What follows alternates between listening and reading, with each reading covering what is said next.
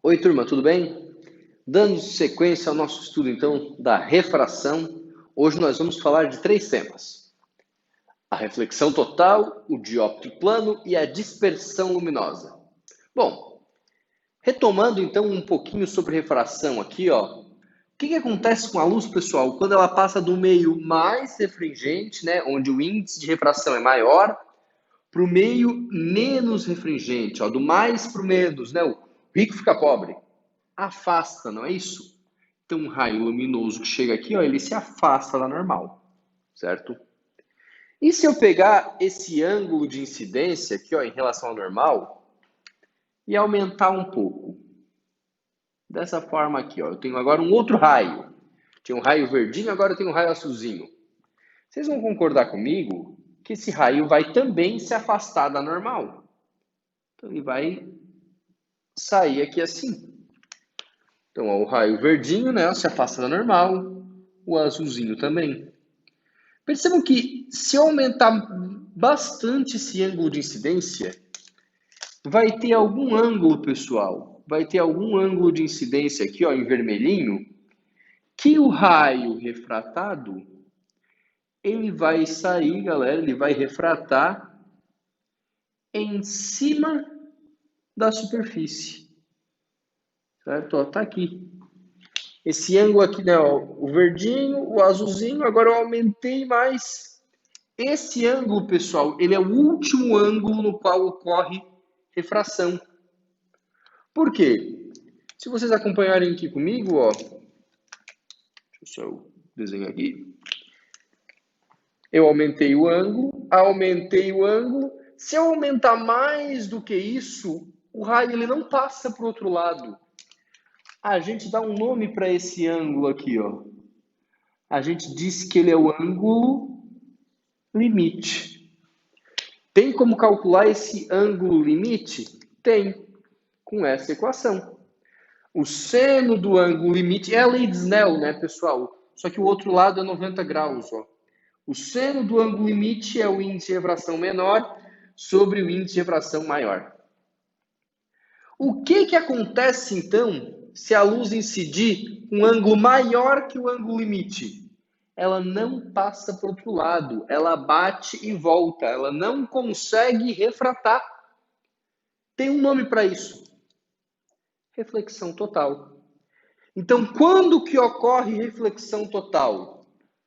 Quando a luz for do meio mais para o meio menos, certo? Ela tem que ir do mais para o menos, porque é quando ela se afasta da normal, né?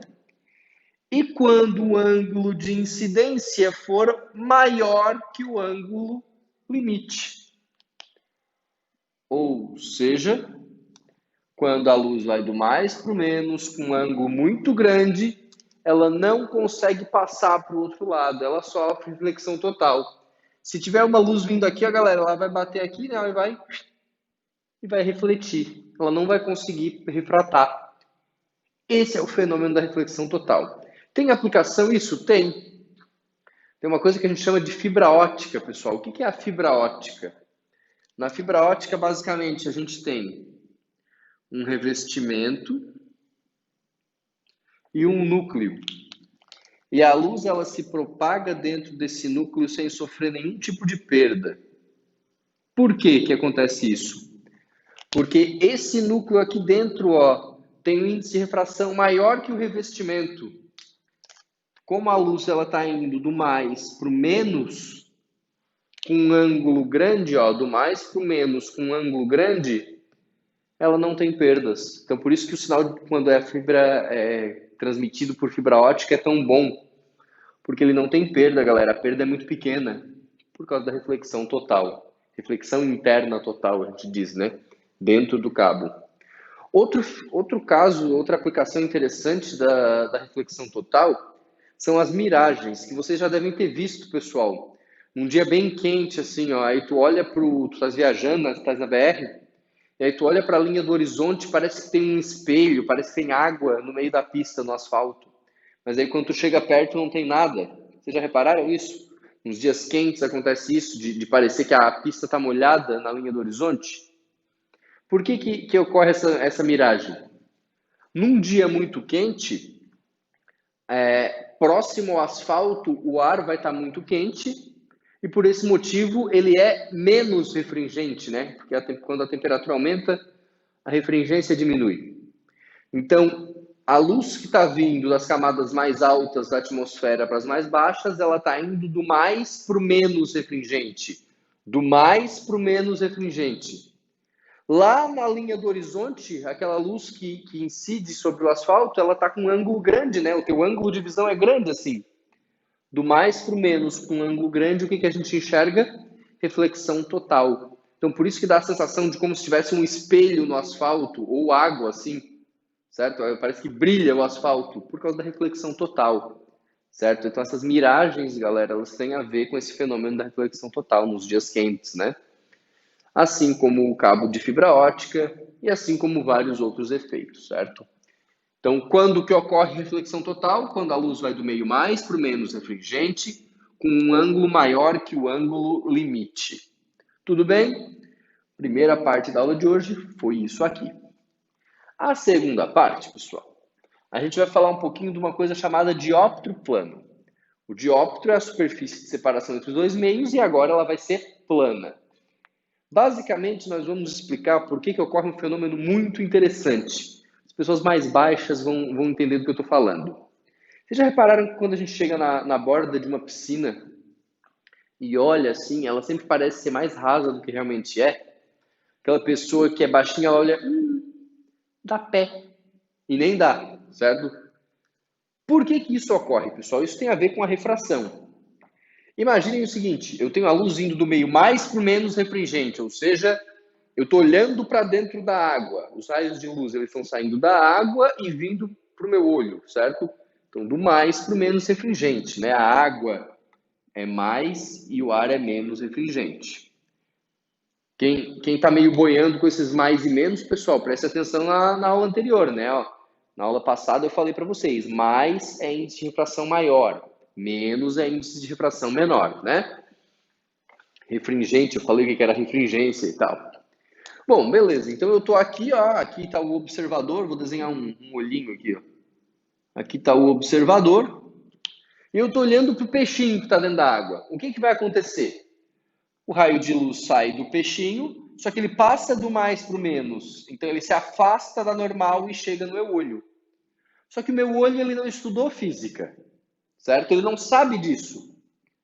Basicamente, pessoal, o que o nosso olho faz é o seguinte: ele projeta uma imagem através do raio que chegou nele.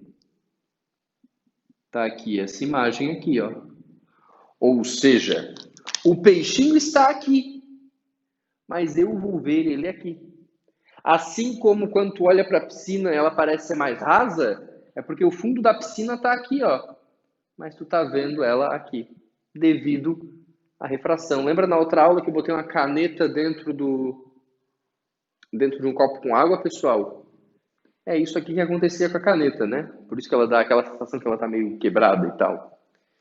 Então, na verdade, a gente tem essa distância grande, eu vou chamar aqui ó, de Dzão do peixe, galera, até o dióptro, até a superfície da água. E essa distância pequena que eu vou chamar de Dzinho, a distância menor, né? Da imagem do peixe até a superfície da água. Dá para calcular essas distâncias? Dá. Elas são proporcionais ao índice de refração, ou seja, distância maior sobre distância menor é igual índice de refração maior sobre índice de refração menor. Nesse caso, o índice maior é o da água, né? E o menor é o do ar, ó. Dzão sobre Dzinho, N maior, N menor. Maior, menor, maior, menor, né? É uma proporção. Tudo bem? Observe também que essa imagem ela se forma com o prolongamento do raio, né? Aqui não é o prolongamento que a gente fez. Ou seja, ela é uma imagem virtual. Lembram lá dos espelhos? O que é uma imagem real? O que é uma imagem virtual? Essa é uma imagem virtual, ok? Só que eu posso ter o caso contrário também, não é tão comum, né? Mas imagine que tu está dentro da água olhando para um passarinho. Percebam que eu sou muito bom desenhando passarinhos, né?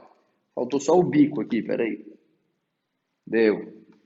Essa é uma galinha, troço louco. Então tá aqui o passarinho, galera.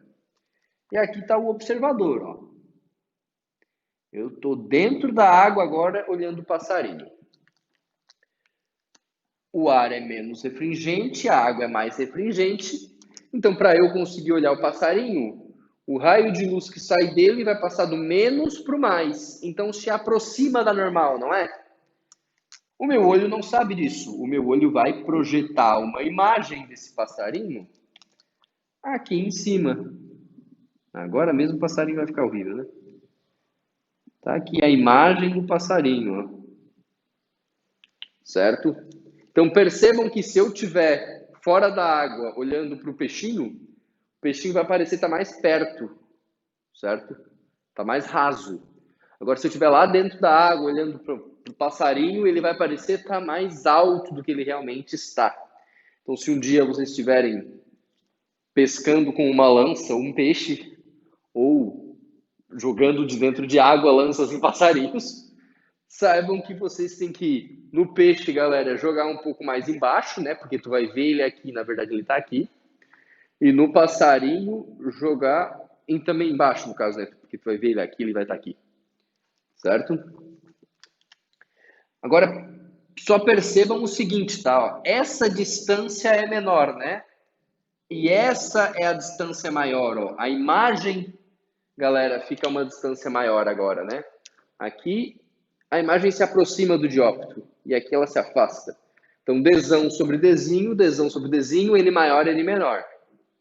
Só que observem que agora quem está mais longe é a imagem, certo? Então tem que ter bastante cuidado aqui.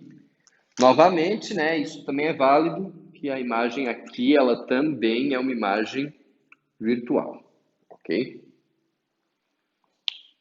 Então tá lá, reflexão total tá ganho, dióptro plano tá ganho, pessoal. Tá aqui a equação do dióptro plano, ó, certo? Vale para os dois casos. Só tenho que tomar cuidado quem está a uma distância maior do dióptro, né? Quem é o Dzão, quem é o Dzinho. E por fim, pessoal, nós temos um fenômeno, aqui não tem cálculo, tá? Que é a dispersão luminosa. O que é a dispersão luminosa? Nós sabemos que a luz branca é composta por todas as cores, né? VAA, VAAV. Vermelho, alaranjado, amarelo, verde, azul, anil, violeta. Só que quando a luz ela sofre refração, pessoal, para alguns meios, esse índice de refração é diferente para cada cor. Basicamente, quem estudou isso foi o Newton, e ele fez isso através de um prisma, né? O prisma de Newton. Talvez vocês já tenham visto esse desenho, um desenho parecido com esse, no famoso álbum do Pink Floyd, está na apostila, inclusive, que é o The Dark Side of the Moon, certo? O que acontece aqui? O fenômeno da dispersão. Como o índice de refração desse meio ele é diferente para cada cor, quando a luz branca incide ali, ela se separa em todas as cores. VAA, VAV. Eu não tenho como desenhar todas as cores, né? Aqui eu desenhei três, ó. O vermelho, o verde e o azul, certo? Então, a dispersão luminosa, pessoal, ocorre quando a luz branca sofre refração e se separa em todas as cores. Basicamente, essa separação, pessoal, ela está relacionada com a frequência, tá? Aquela cor que mais desvia,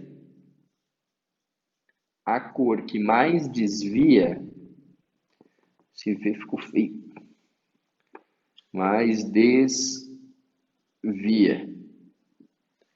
é a que tem maior frequência, tá? É a que tem maior frequência. E quem é que tem maior frequência? O violeta, não é? VAA, VAV. Então percebam que basicamente o desvio vai ser assim, ó. Então, do vermelho, alaranjado, amarelo, verde, azul, anil, qual é a que mais desvia, que tem maior frequência? Que é o violeta, certo? Então, ó, vermelho, alaranjado, amarelo, verde, azul, anil, violeta. Nessa ordem que vai ocorrer o desvio, tá bom? Observem também que isso tem a ver com o arco-íris, né, galera? O arco-íris tem a ver com a dispersão luminosa. Basicamente, a luz do sol incide nas gotas de chuva ali, de forma bem simplificada, né? E ao passar pelas gotas de chuva, ocorre esse fenômeno da dispersão. E aí o que a gente vê no céu são as cores separadas, né? As cores do arco-íris. Tudo bem? Então, reflexão total, dióptro plano e dispersão luminosa são as três principais aplicações aí do estudo da refração, que é o que a gente está trabalhando nesse momento. Show de bola? Espero que tenham compreendido a aula de hoje, pessoal. Finalizamos aí mais uma etapa do estudo da ótica. Entrem em contato se tiverem dúvidas. Um abração aí para vocês e até mais.